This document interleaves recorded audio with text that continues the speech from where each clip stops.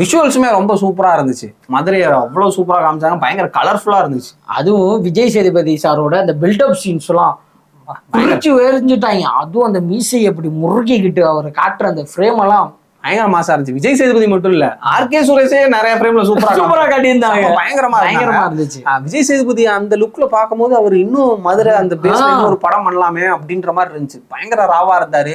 Visuals பயங்கரங்க, சூப்பரா இருந்துச்சு. Music அதை விட பயங்கரம். Music ultimate. ஒரு இடத்துல கூட நம்மள சோர்ந்தே போக விடல சந்தோஷ் நாராயணன். அந்த இடத்துல அப்படி தொங்குனா கூட அது இந்த இடத்துல இது இந்த பீஜம் போடுறேன் அப்படின்னு இங்க ஒரு பீஜம் போட்டு விடுறாரு.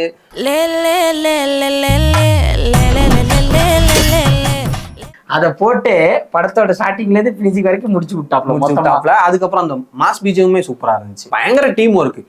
கதையே இல்ல, அந்த ஸ்கிரீன் பிளே இவர் பயங்கரமா என்டர்டெய்னிங்கா சொல்லி இருந்தது. அதை எடிட் பண்ண விதமுமே சூப்பரா இருந்துச்சு. விஷுவல்ஸ் அதுக்கு பயங்கரமா கை கொடுத்தது. மியூசிக் தூக்கிட்டாங்க. ஸ்டன் சீக்வன்ஸுமே சூப்பரா இருந்துச்சு.